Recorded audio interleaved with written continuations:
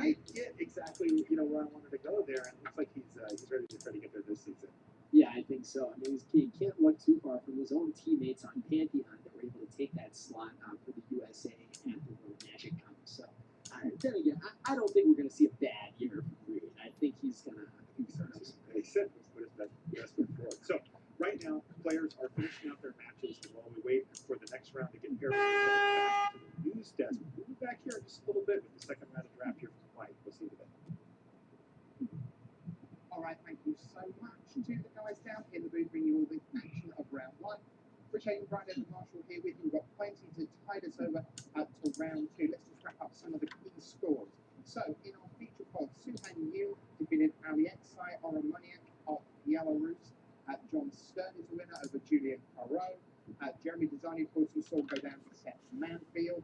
Adrian Sullivan, he's played on a bunch of programs, ran about 50% win rate, a noted deck builder. He was up against Luis Scott Vargas, who had a very entertaining looking deck. Got to see him build a little bit of his deck. They're still playing right at the tail end here of round one. Meanwhile, in their pod, the Brazilian Marcos Rogério defeated Steve Phillips. Mark Biash, one of the German players here, he went down to Tom Martell, who traditionally has been a little bit of a slow starter. A first round win for Tom seems like a great start. Yes, a big win. Considering how strongly he's been able to finish Pro Tours, he has to feel like if he can get off to a 2-1 start in the draft, then he can put himself in a great position to get yet another top 8 already. Very impressive. Someone else who often has a slow start is Shoti Yasuoka, the 2006 Player of the Year.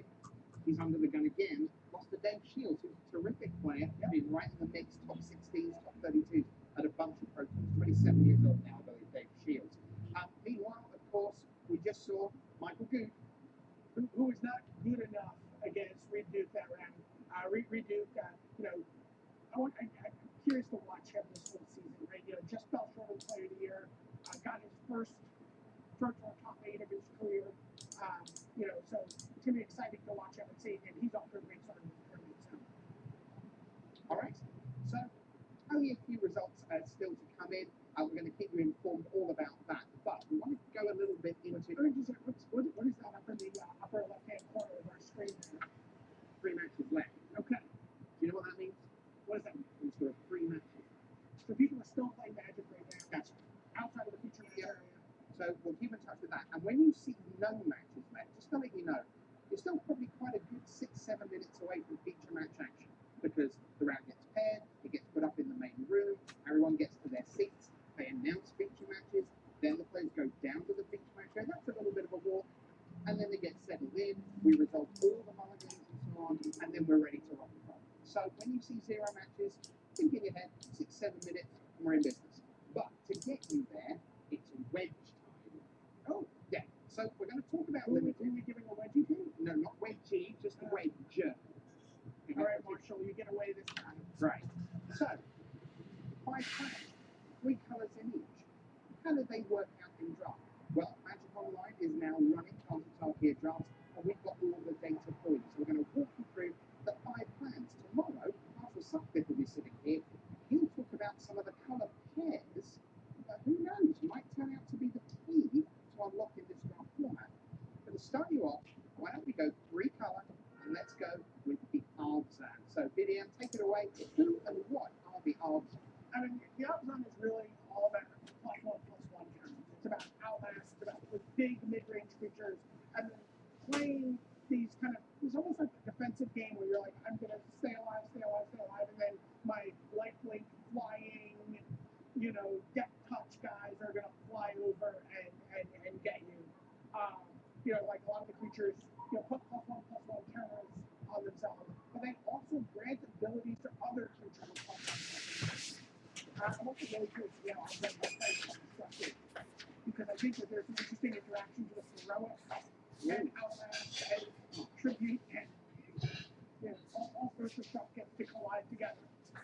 Really party really well with this. Something like Tyson over unmeasured online is a big predictor of winning with an offline match. Yeah, that's one of my early cards for feeling with the War when you see it come down. Oh, that's going to hurt. All right, let me take a look at the top topics that are being drafted in our draft deck. So what have we got? Well, I mean, mean, they see I'm like, watching a draft table, and I'm the guy who just kind of like, bicycling around the table looking for people to get on them. And there wasn't anyone there, but Abdelgad is a premium common if that's the 3-color direction you take. But you can also be like a little bit more open. You can take something like an Ion Bonkin or debilitating injury early, and sort of say, okay, I've got a white card, I've got a black card. Where am I going to go from here? Yeah, and debilitating injury, giving something -2/-2, just that line of text isn't necessarily super exciting, but it's all about the context. And remember, all those face down cards, they're 2 teams. Yeah, that's why I like debilitating injury. I had an interesting conversation with someone out of the floor who is very down on that card actually. A lot of people consider it to be one of the top commons. It's going to be really interesting to watch how that card moves around people's spectrum system. You're going to tell us who that is? No, just checking. All right. How about the top 5 uncommons then in the answer? Let's see what juicy things we get in the silver rarity. Well, there's the armament core. We just watched Duke deploy an armament core to help secure his Widow Duke. Obzon charm. Obviously, all the charms are going to be premium uncommons in their clans, and then the manifesting. The Citadel is just get all my mana. But Obzon Battle Priest, chief of the scale. I'm actually not surprised that's not a little higher. Okay. That's our first round. It's the Obzan, and now we're going to go to. I'm going to stuff it straight now because I like these. It's the Jeskai. That's my man. That's for sure. So what are we looking at here? Aggressive, cheap creatures that get better when you cast spells and disrupt your opponent's play. I'm going to kill that. My guys are going to get better. If I can do that in mid-combat, even better. Yeah, aggressive and cheap. That's pretty much me. Let's take a look at the top 5 commons in the Jeskai deck. Wind Scout, a free weapon master, probably just a Ringlow, Arrow Storm, and again, Ion Bonkin. Again, even though it's an outlast card, it's a cheap creature for your blue-red white down. Yeah, I'm sure there is a number of Jeskai Wind Scout that you don't want in a Jeskai Prowess deck, but I suspect it's more than I've ever managed to put in a deck. I'm surprised Jeskai owns it. I guess that's right. Yeah, because that's the 1/2 Saboteur. Yeah. Let's take a look at the top 5 uncommons in Jeskai. So, it's not that really, but trust me, you want it. Jeskai Charm, Mystic Monastery, and Winterflame, which I called we all just saw used. Or I just, maybe it wasn't on camera. High Spire Mantis and Arclight, obviously, just fantastic cards. I love sets where there is things like Jeskai Charm, where the 4 damage to the face is eminently playable. Because generally, a card like Lavrax, if you lose to a Lavrax, you go, well, that's okay, because you played Lavrax, and I'm hopefully going to beat you more often than not because you're playing Lavrax. So you don't play around that. But Jeskai Charm is very, very real. To be fair, you would play a 3-mana instant Lavrax, probably. Well, exactly. Yes, and this is 4 damage, but I love the fact that it exists. I've seen so many games where players at 9 are thinking, do I really want to go to 6? Because then he only needs to sneak in one little attacker, plus he has the charm undead. Well, in Jeskai, think about it. If you have 2 or 3 guys who have prowess, and now I'm like, okay, 4 to you, now I have bonus +1/+1 for 3 of my guys. It starts to get out of hand. Yeah.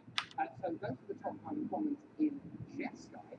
We move on now to what I think of as the most complicated, in a way. Only played by Magic players with the finest of tastes. The most soulful of eyes. Yeah. Best dressed Sam. Yes. Loveliest wine. Yes. It's like, I love Saltai. Yeah. I just, and I just want to use my graveyard as a resource, even when I'm not playing in this format. So this format lets me do that, very easily. Cards like Scout the Borders are insane. I see people out there playing Timeout Scheming. People are playing Timeout Scheming. That's a card that is the bane of a Magic player, right? It's a card that does nothing. Right? You just put this card in your graveyard, and you put 5 more cards in your graveyard. Maybe you're sifting through your deck. It's an index. You know what I mean? It's like it is not supposed to be a playable card. It really is people that. But there are people who are out there who are playing it. They really like it because it fills your yard. So you can play anything. So you can, your murderous cuts and your whatnot. Ridiculous that you can get. Let's look at the top 5 commons then in the Sultai archetype. debilitating injury. We've talked about this card already. Just clear the path, get things out of the way. Abomination of Boodle, again, a good cheap creature you can play on turn 3, you get down more on turn 5, and it also is a recurring source of regular fuel for you because you get to loot every time you get back into a player. And then Dismal Backwater, you benefits from this one I think more important than many of the other classes. Yeah, it's also interesting. You see a couple of Del cards there, the Sultai Scavenger and Hooting Mantle. And I think a lot of players who haven't played with Delve much before, they assume that they're meant to wait until these things are super, super cheap. But it turns out that if you just put a couple of cards in your grade, it takes them absolutely into the range of more than playable and just actually really rather good.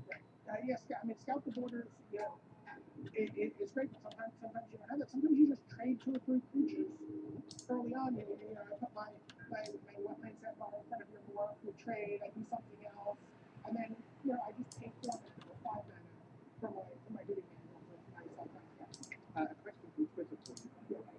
If a wetland sandbar doesn't have any friends, is it a lonely sandbar? Oh, yeah, it is. Okay. Just very good.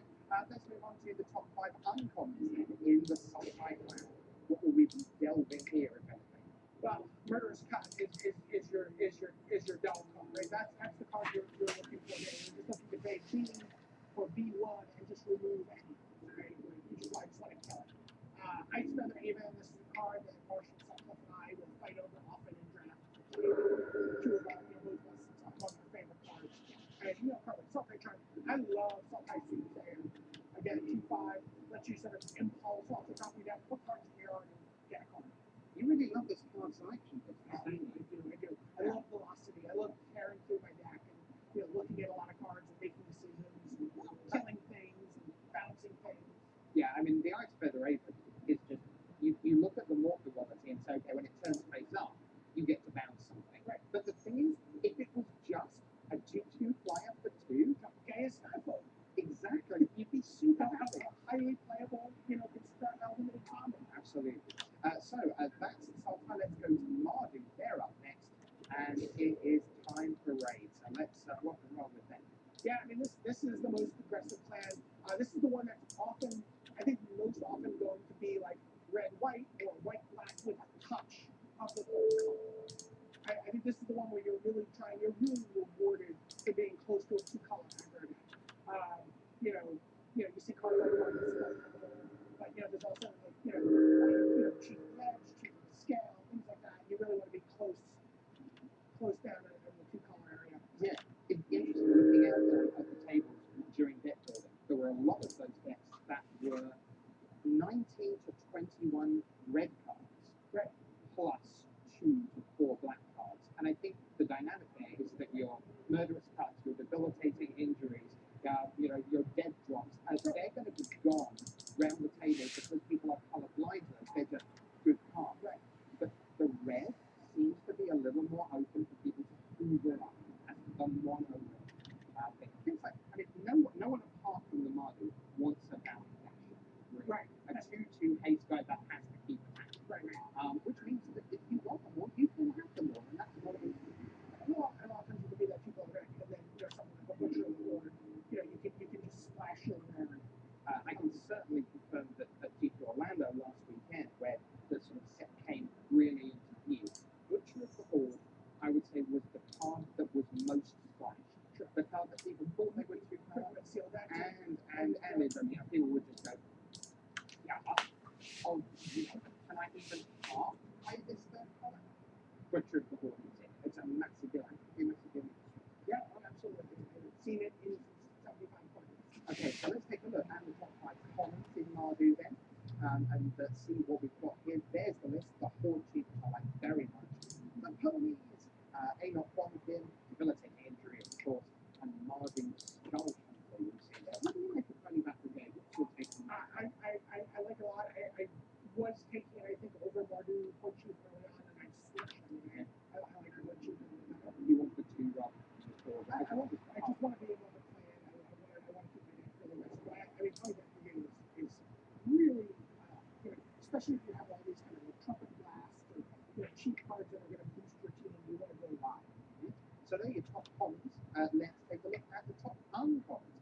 see these as much, of course. Only 3 of these in every pack. And so you get a foil. Of course, we've got a charm. And then, what's the deal with the end with the pair? The cheaper the edge, that's the aggressive side. The cheaper the scale, the defensive side. What do you make of those two? I mean, but both looking on the range, there's going to be like a white, black based warrior deck. You know, you want to give all your warriors back to the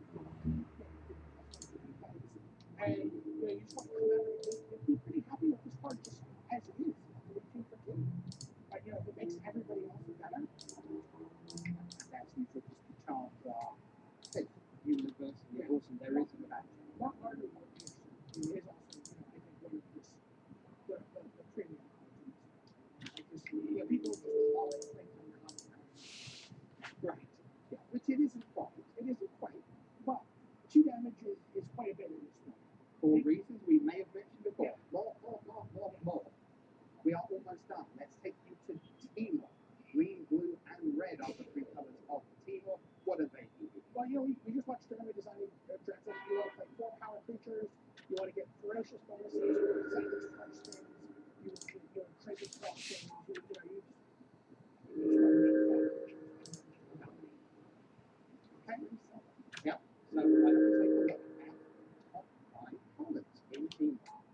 There you see the Storm Rider. There you see the Savage Punch. Again, Rugged Highlands is probably not sure designing really prioritizing. Again, needed that man. Okay. And what about the top 5 uncommons? Ice for the Raven again, a charm again, and Bear's Companion. Yes, which helps run the Bear's Companion, in Jeremy's set. No, but that would have been the Bear's Companion's Companion, Bear's Companion. Companion. That's correct. Good. Now we got that sorted out. And that, boys and girls, are the 5 wedges here at Proto Cards Target. Is 3 color the way to go? Is 5 color the way to go? Should you just be a pair? Can you get the edge and the scale working together in black white? It's time. I think a pair. It's time. I think a round. Yeah, oh, that too. Pair. Right. Round 2. Let's go do it. Zach Hill, Marshall Sutcliffe. See you in a bit.